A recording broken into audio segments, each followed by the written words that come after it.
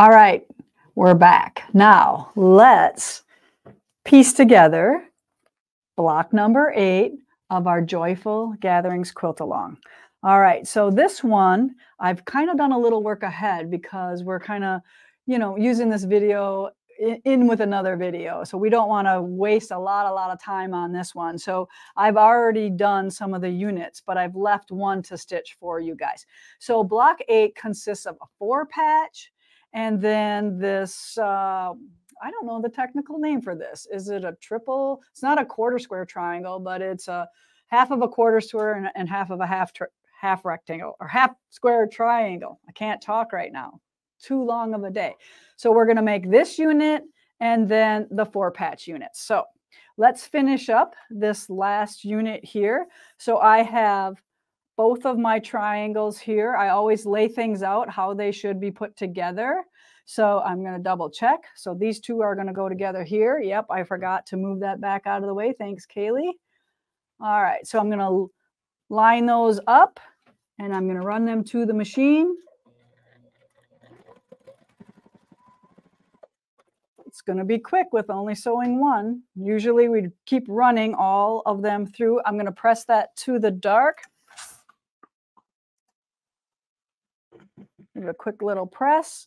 And then I'm going to line these two up, right sides together. And look at that. They match beautifully.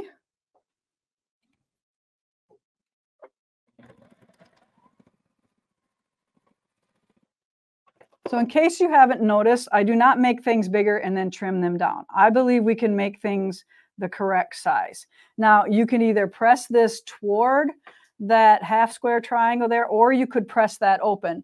Pressing is a personal choice. You can do whatever you want, or you can do one of each just to show you can do both ways. So this one I pressed open. If you want to press open for flatter seams, or you could, I don't think that's detrimental to do it that way. All right, so I have these units here all ready to go. I'm going to clip off some dog ears, so that's ready to go when we're done. How many of you are now saving your dog ears, your quilt seeds? That's what I really call them. All right, I'm going to put that back on my diagram there. And then I'm going to take these two guys right here. Now you could sew squares together, or you can sew long strips. I prefer to sew long strips when I can.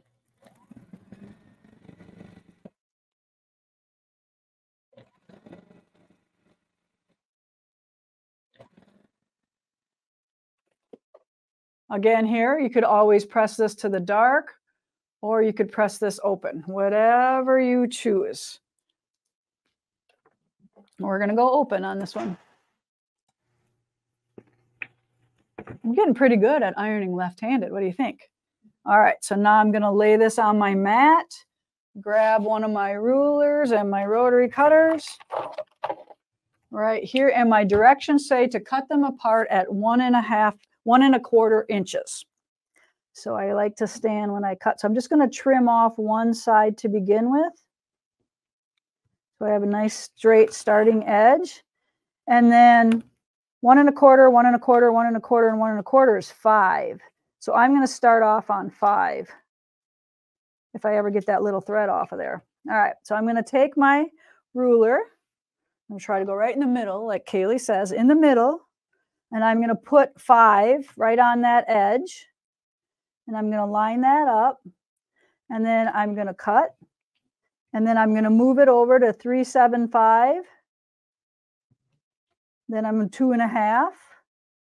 Now, how do I know these numbers? Does anybody know? Because I do it a lot. And I'm good at adding those numbers together. So once you do this for as many years as I have, you get pretty good at it. What do you do with your quilt seeds, Lisa? I put them in mason jars. But then what do you do with them once they're in I look at them. They're pretty. They're an accomplishment. Like all of the hours that I've made making half square triangles. All right, move to 3.75, 2.5, 1.25. And then I think this one got a little wobbly. So I'm just going to squish that one back up. See that? That sometimes happens, right? Okay, so there we go. I got a whole bunch of little things here. I must have a little nick in my blade. It's time to go on that one. So now we're just going to turn these and make the 4 corner blocks, just like that. What size rotary cutter are you using today? I love my 60 wide. 9 times out of 10, that's the one I use because I'm always cutting multiple layers. So I like that I always have that one with me. So it is a little harder to line up when you press these seams open. They don't nest like the other ones do when you press to the dark. So kind of keep that in mind. It doesn't matter, but. And then what you're going to do probably then, if you press these open, you're going to press that last seam open too. But I would always press that last seam open, whether you press to the light or the dark. What scissors do you keep at your machine when you're... I see. We've got a lot of questions today. So here's my favorite scissors. This is my primitive gathering scissors. It's beautiful stainless steel. It's super sharp and it's lightweight and it's beautiful. It's an heirloom scissors. It's not like got plastic handles or none of that stuff. It's super durable and awesome. What's that? Yeah. Okay. Good job. Link those things. All right. So there you go. I quickly made those. See how nice they are? I'm just going to give that a little finger press. Little finger press. I have my little pressing stick here as well. You know I love to use that. And just this little finger press just gives you a head start. You don't burn your fingers, especially when you're ironing left-handed.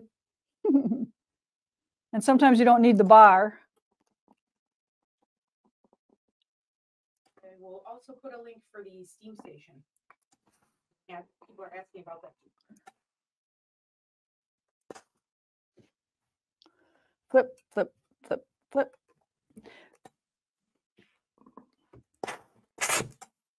All right. So there we go. Now I want to warn you that when you're lining these up, it's easy to turn these 4 patches. So make sure your darks are making that chain with the center. Ask me how I know. I had it all finished and then nobody saw it until, when was it? Like just last week? Well, I made the thumbnail and I saw. Yeah. I had it up. So I had to fish that one out and turn it. So if that happens to you, you are not alone, okay? We all do it. All right, so now these 2 all together. Like I said, this is where you're going to turn one if you're going to do it. Because of course you laid it out right?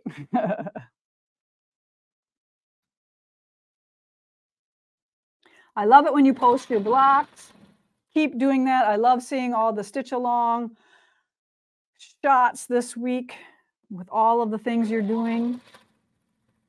How many blocks are in Joyful? 25 for 25 days of Christmas. And we will have them all out before December. So now we're going to take these and add the last row.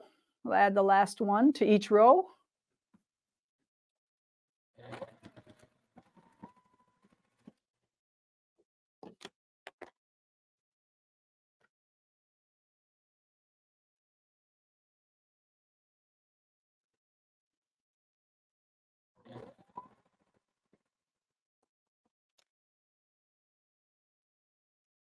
The quilt behind you is Kindred Spirit.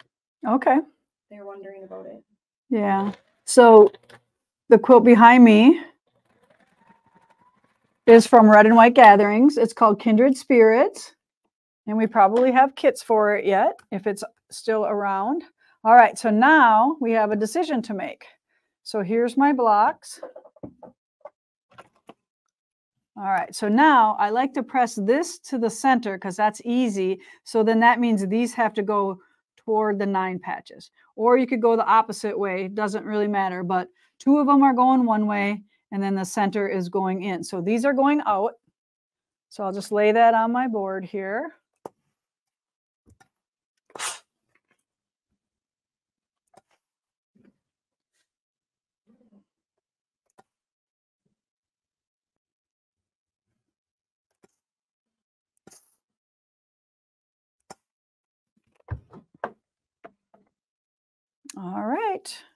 Now we're ready to sew the 3 rows together. So now here's where we bring the pins out. And you know I love my little magic pins here with the little grips on. So I think I'm seeing some comments I might misunderstand, but they're wondering how many tree blocks there are. I think they're 25. thinking- yeah. So there's 25 blocks total, meaning 25 trees total. Yep. Yep. Yep, 25, 25, So 25. each tree gets a block. I Yep. think. Yeah, so I'm just making those blocks inside the trees. I gave you all of the directions for the trees in block 1. All right, so that's where all that is, and mass cutting. So you could have cut all 25 tree parts already ahead of time, and that is all there on block 1. And in the description, that video link is right there for them to go back to. Okay, so Kaylee said, if you look in the description under this video, there is a link there for you to go where you can find that first set of directions. And every one of these blocks are free the week that we release them. If you miss a week, then I think, what do we charge for these after? Anybody know? $3. $3. So $3 if you miss. So even if you're not doing them, remember to get there and get it printed. Does Primitive Gathering sell the strip stick? Yes. We do. And the strip stick comes in several sizes, I believe 4 different sizes. The pins that you use, are they easy to bend? Like, do they bend easy? The longer ones will bend, but just get the shorter ones. So I'll show you here. So here's, is this good, Kaylee? Can we see? No, we won't see that. You won't see that? Here, if you just kind of hold it steadily, I can find it. So they come in different So sizes. don't move now. There we go. So see how long? If you don't like bendy pins, get the shorter ones. Because they are super fine. So they will bend if you manhandle them. All right, so let's check those intersections. They look really good. All right, one more press open at the end. Here's where you need the stick for sure. Sometimes those little ones I cheat and don't use a stick, but when you have multiple seams like this, then you need the stick. So when you see me cheat, because I finger press sometimes, just get that open. All right. Do I got all of the chain going through? It looks that way. I passed this time. All right, so that's it for block 8. Stay tuned for block 9.